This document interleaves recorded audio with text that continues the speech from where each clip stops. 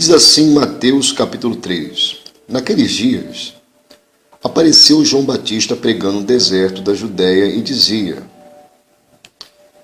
arrependei-vos, porque está próximo o reino dos céus. Então, a princípio, João, na sua pregação, a primeira coisa que ele cita é para que todos aqueles que estão ali no deserto da Judéia viesse ter esse sentimento de arrependimento. Porque o arrependimento é um sentimento produzido por uma consciência que reconhece os seus erros e reconhece um caminho correto ao qual deve seguir. E para nós entendermos que para alcançar o reino dos céus, que é o que Deus tem preparado para aqueles o quanto amam, é necessário, a princípio, termos esse sentimento de arrependimento e reconhecer o quanto somos pecadores, o quanto Deus é santo e o quanto precisamos verdadeiramente de um Salvador, que é Jesus Cristo.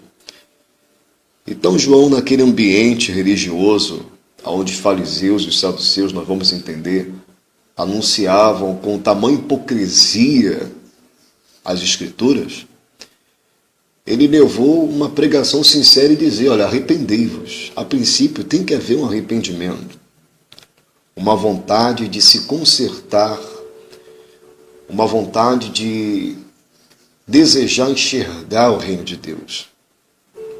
Como Jesus nos ensinou através da oração do Pai Nosso, que venha a nós o teu reino, e que feita a sua vontade, e não a minha.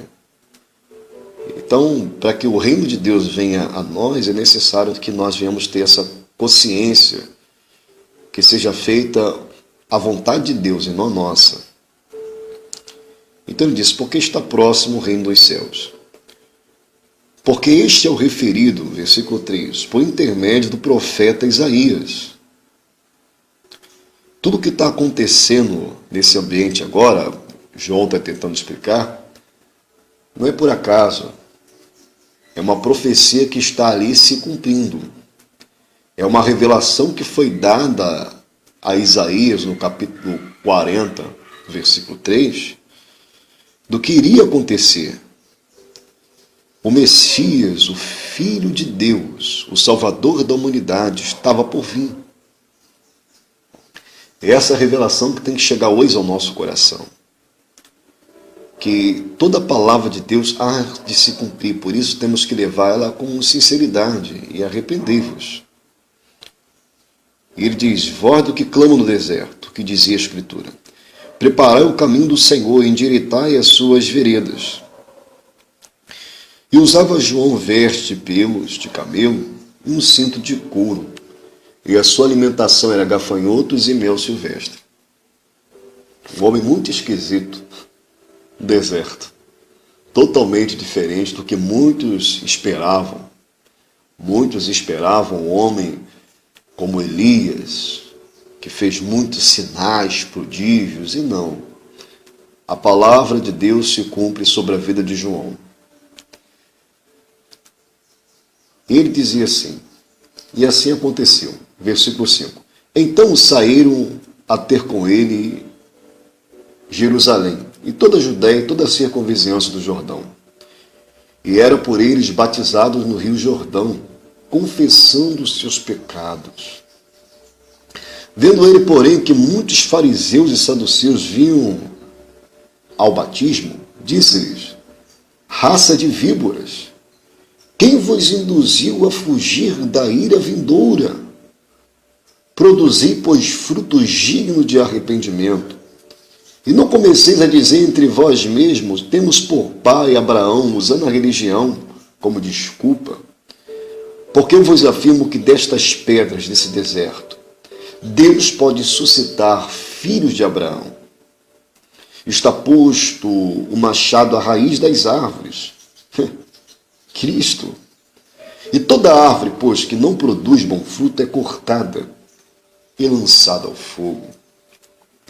Então, naquele cenário, onde João levava com sinceridade a palavra de Deus, levando muitos ao arrependimento, aconteceu que, quando Jerusalém, toda a Judéia e toda a circunvizinhança ia ter com ele, veio também os fariseus e os saduceus, aquele grupo de religiosos que pregavam a palavra, mas não pregavam na sua essência, pregavam para tirar benefícios, como nós temos visto nos dias de hoje.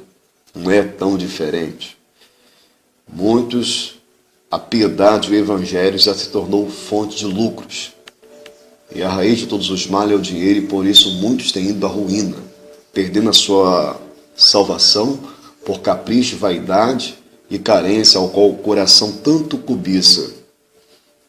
E João, quando viu-os vindo ao encontro dele ao batismo, João identificou a hipocrisia do que estava acontecendo ali.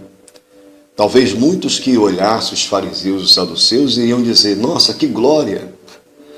Eles vêm também aqui para se batizar, ou prestigiar o batismo de muitos. Que maravilha! Mas quando João olhou os fariseus e os saduceus, João conseguiu identificar o que estava oculto na alma deles, que era uma hipocrisia, que era a falsidade, que era o engano, que eles não estavam ali para que assim, porque assim se arrependeu de todo o seu coração. Eles estavam ali porque talvez estivesse perdendo o campo missionário pelos que estavam sinceramente se arrependendo de todo o coração. Eles, por ser conhecedores da palavra, eles entendiam, através da pregação de João Batista, através do que estava acontecendo ali no deserto da Judéia, que João verdadeiramente era um profeta, era um homem de Deus. E eles se achegaram, mas não se achegaram com todo o seu coração, de todo o seu coração. E é o que tem acontecido com muitos hoje em dia.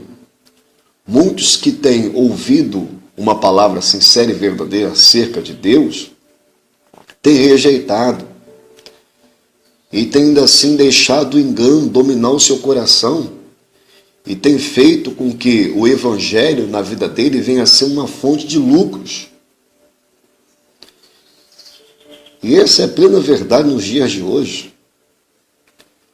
Então João olhou e disse: olha, vocês são raças de víboras. Quem vos induziu a fugir da ira vindoura? Em outras palavras, você acha que o ato de estar aqui sem um sincero arrependimento vai te salvar no dia do juízo? No dia onde todos nós vamos ter que prestar conta a Deus dos nossos atos? No dia onde Cristo irá vir com os seus anjos, com toda a sua glória, e irá fazer a separação entre os cabritos das ovelhas, pondo um à sua direita e outro à sua esquerda? Onde irá dizer, por fogo eterno. E muitos irão dizer: mas por quê? Porque tive fome e não me dar de comer, tive sede e não me dar de beber, tive frio e não me abrigastes, tive preso e não foste me visitar. E quando, meu Deus, quando o Senhor estava preso, quando o Senhor estava com sede ou com fome, ou quando o Senhor estava com frio, e não fazemos tudo isso, porque todas as vezes que fizeste a um pequenino meu, a mim me fizestes também. Então muitos irão dizer, como Jesus disse, que nos finais dos tempos, muitos iriam até ele e diriam: Senhor, Senhor, nós não curamos em seu nome, profetizamos em seu nome, expelimos demônios em seu nome, não fizemos muitos milagres em seu nome, não usamos muito do seu nome através da religião. Ele irá dizer licidamente, claramente: apartai-vos de mim, ó filho da iniquidade, porque eu nunca vos conheci. Vocês usaram meu nome, mas eu não sou o nome, não. Eu sou o evangelho, eu sou o reino de Deus. Eu sou a essência do amor. Jesus é paz, é amor. Jesus é sinceridade, é verdade, é integridade, é lealdade, é generosidade, é solidariedade, é justiça, é mansidão, é domínio próprio. Jesus é todo ato bom. E isso vocês não tiveram. Vocês não tiveram. Por isso apartai-vos de mim, porque eu nunca vos conheci.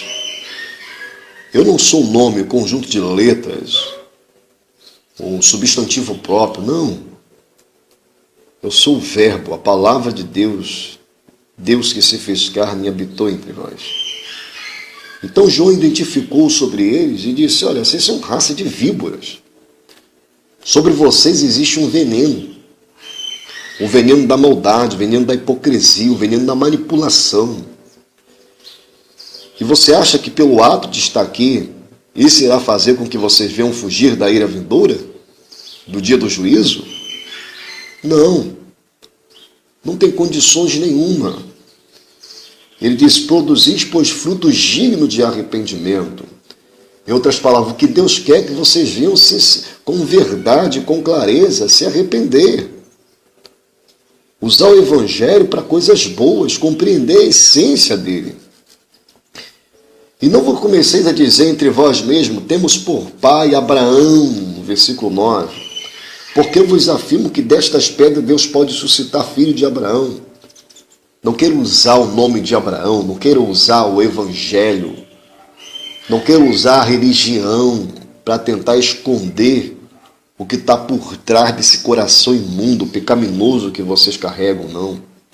Desse veneno, como muitos hoje em dia, nos dias de hoje, líderes religiosos que dizem que vai fazer jejum para abençoar a vida do povo e ficam algumas horinhas sem comer e depois no outro dia se esbanja, né, com riquezas vindo da integridade, da fidelidade de um povo que muitas vezes não tem nem o que comer sobre a mesa. E acha que no dia do juízo vai fugir da ira vindoura de Deus. É algo inaceitável, é irrelevante, tamanha hipocrisia, tamanha falsidade. E quando pessoas não têm o que comer sobre a mesa, uns esbanja e ostenta riquezas, e com engano, com lascívia, consegue enganar assim a muitos. Não useis ter por pai Abraão, dizer, não, nós temos pai Abraão, somos filho de Abraão, porque em João 8, Jesus repreende os próprios, também assim como João repreendeu, dizendo, olha, vocês dizem ser filho de Abraão, mas vocês são filhos do diabo, vocês não têm nada de Abraão. Abraão foi totalmente diferente de vocês. Então não use da religião para tirar proveito daqueles que são sinceros, são verdadeiros. Então quando muitos olharam os fariseus e saduceus, né, poderiam dizer, nossa, que bênção, não mais. Quando João olha os fariseus, João identifica algo diferente. O veneno que estava no coração de cada um deles. Não havia um profundo arrependimento. E assim eu creio que Deus tem anunciado hoje em dia, eu creio que muitos estão no engano, mas muitos, Deus tem tirado a máscara e tem mostrado verdadeiramente o veneno que está por trás do coração de muitos daqueles que tentam anunciar a palavra de Deus, que tem batido no peito dizendo que é filho de Deus, que é profeta, que é filho de Abraão, mas verdadeiramente é o enganoso, é o mentiroso. E no versículo 10 ele diz, já está posto o machado à raiz das árvores, é chegado um fim a toda essa hipocrisia. E esse machado que está posto à raiz para cortar e colocar cada um no seu devido lugar, se chama Jesus Cristo. Ele diz: e toda árvore, pois, que não produz bom fruto, que não produz fruto de arrependimento, que não são sinceros, que não são verdadeiros, dignos, é cortado e lançado ao fogo.